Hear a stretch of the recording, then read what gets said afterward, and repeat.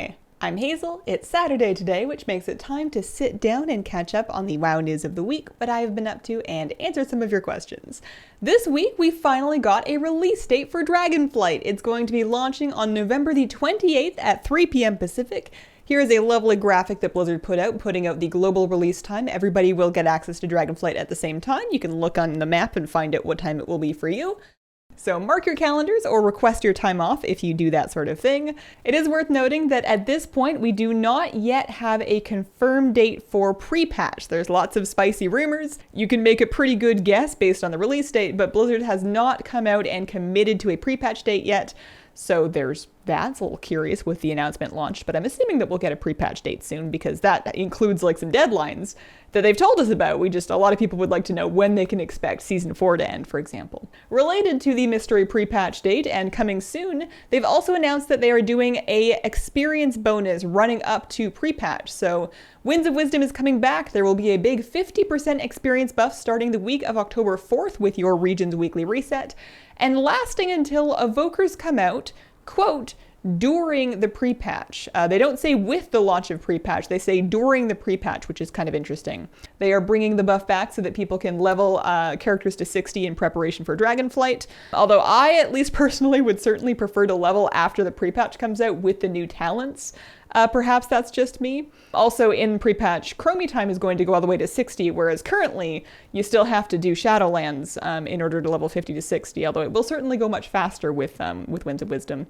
Other dates to look out for: the raid, Vault of the Incarnates, is going to launch on December the 12th, and for the first time they are releasing Mythic difficulty at the same time as Normal and Heroic. They are all starting that same reset. LFR will still roll out after. There's the full schedule calendar here. And the Creation Catalyst, now called the Inspiration Catalyst, and then in future expansions they might just call it the Catalyst. They talk about how they've decided to really keep this feature as long as they have tier, is going to be available again, but not until 6 weeks after the raid opens. So there will be a Catalyst, but not right away at launch. 6 weeks after December the 12th would put it late January. Other notes in that post, we found out that there will be no more necrotic or inspiring affixes in the Mythic Plus of Dragonflight. There will be one new affix that replaces those. We don't know what that is yet, but it's a win for the tank that didn't want to have to deal with necrotic. Personally, I think that Spiteful is still my least favorite affix, and I have no excuses. I'm enraged. It just feels very personal when I get hit by one because I know it's my fault, but I'm not happy about it. Our next topic to cover today is a doozy, and it's the death of personal loot, something that I don't think any of us saw coming. They've talked in the past about wanting to bring more control over loot distribution to groups in Dragonflight and how that's something they're thinking about. And this is what they're doing. So there is no personal loot in raids in at least the first tier of Dragonflight, and instead we are moving to this new upgraded need before greed system. It's group loot. Not exactly like it was before, but very much like it was before when you had the need and the greed buttons. Loot trading restrictions are completely gone with this new version of the system, so even winning an item that you needed on will not soulbind it to you until you equip it. So that means that guild groups that want to can basically approximate master loot by having everybody except for the master looter pass in an item. The master looter gets it, and then they can choose to pass out that loot however they see fit. So groups that want to master loot and everybody agrees on it can certainly do so. Main spec roles will win over off spec roles even if they both roll need, and your loot spec will determine whether it's a main spec or off spec item for you. It is a bit smarter than the system used to be. And you cannot roll for something that your class cannot wear. So it's not like there's no griefing opportunities with this, but there are not as many as people initially feared upon hearing the news that Need Before Greed was back. The way I see it, and maybe I need some more time for this to kind of like cook in my brain, there's like two big main differences between this new version of group loot and our old version of personal loot.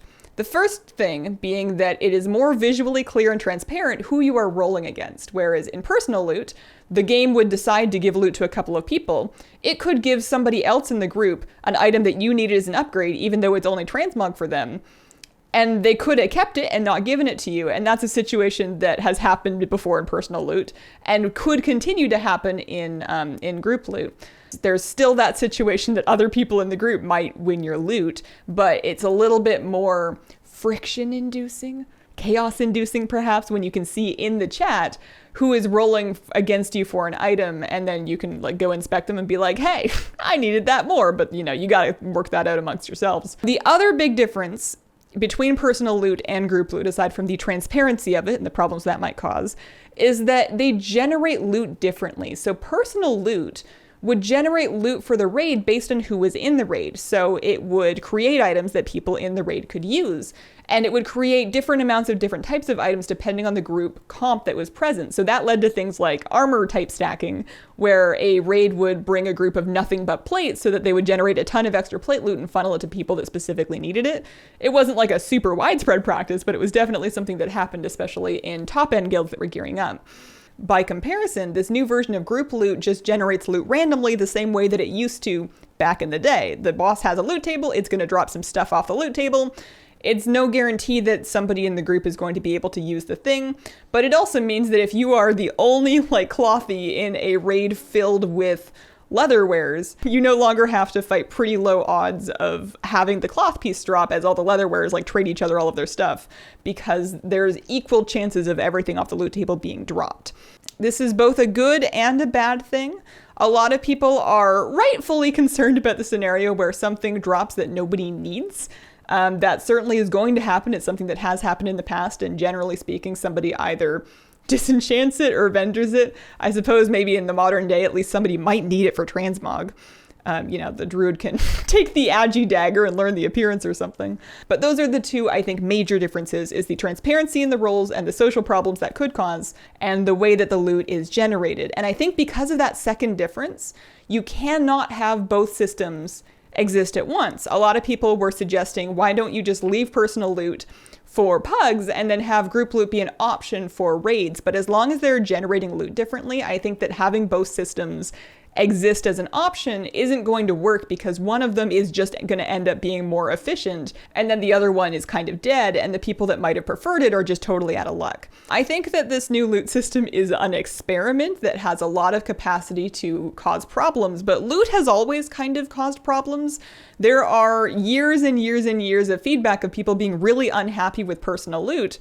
And I'm not saying that this is a perfect solution. I actually kind of liked personal loot, but I do think that it's at least a new setup to try that solves some problems while bringing up other ones. And hopefully they can learn from this, get some data, and then iterate on it and improve on it if there is major problems when it comes in Dragonflight. Particularly in LFR, because this new group loot system is going to be in LFR, which is going to be fun and exciting. Even if it's the exact same amount of loot and the exact same chance to win a piece that you might have needed as you had before in personal loot, it's not gonna feel good unless you're the one winning the rolls. They are also doing some funky stuff with BOE drops in raids. They're making it so that they no longer drop from trash, but instead have a chance to drop from these named mini bosses inside of the raid. You will be eligible to receive loot from those once per week per difficulty, just like with regular bosses, so there will be no more endless BOE farms. And the items themselves should be more valuable just because they're talking about putting kind of cool and unique and interesting stuff in these BOE loot tables. That's kind of interesting, and that's also going to function on the same need before grade system. And that could be kind of a mess, because I guess guilds and groups are going to have to work out for themselves whether or not somebody who wants to equip an item should take precedence over somebody who wants to sell it, particularly if you're in a pug where people have no social ties to each other and like no intention of continuing to raid together. That's something that each group will have to figure out for itself and hopefully communicate up front. They did backpedal a little bit and say that they will not be putting weapons in the BOE loot table right away, just to kind of reduce the initial chaos of this system. But overall, this whole thing is something that I feel like I just kind of need to play with for a patch and then decide how angry I feel later. Angry is a weird word, it's a game, but I think I just need to try it out and see how it works in practice and see whether or not it actually makes more like work for my group leader, or, you know, if it makes it harder for regular people to get loot. Because there's a lot of words in the blue post and I'm starting to feel like I'm not smart enough to figure it out. I'm smart. I'm just hungry. Speaking of raid, moving on into less controversial territory, tier set bonuses have been revealed. I guess that could be controversial if you don't like your tier set bonuses. But anyways, they posted them all at once in one gigantic mega post. I will link that in the description if you want to go look through and find yours. It's interesting that those are coming up after raid testing is already well underway. You would have thought they would have wanted to have testable, usable tier in time for raid testing so you could see how classes function with their tier in raid testing. But I think a lot of the set bonuses at least are pretty straightforward throughput gains, so maybe they don't need as much testing, but we'll see. And then in my life this week, I got my family exorcist finished. So I got my Spriggan Trickster, which was the last Shadowlands pet that I needed. So I am now fully done collecting Shadowlands pets. And I finished the Bound Shadehound grind, which apparently was quite a project. I did have fun finding a blue pen to write the runes on in my little desk notebook.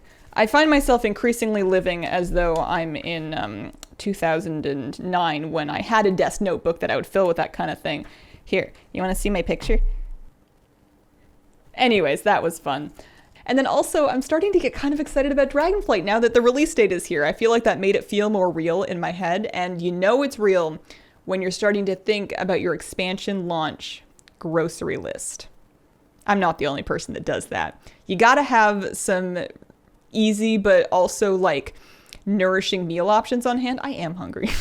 So that you can, continue playing without having to worry about, man, I forgot to meal prep this week, right? Like, I haven't figured out what's on that grocery list yet, but it's something that I have some time to figure out still. And questions for this week, we got some good and pertinent pressing questions. Renita wants to know, will pet charms be changing when Dragonlands comes out?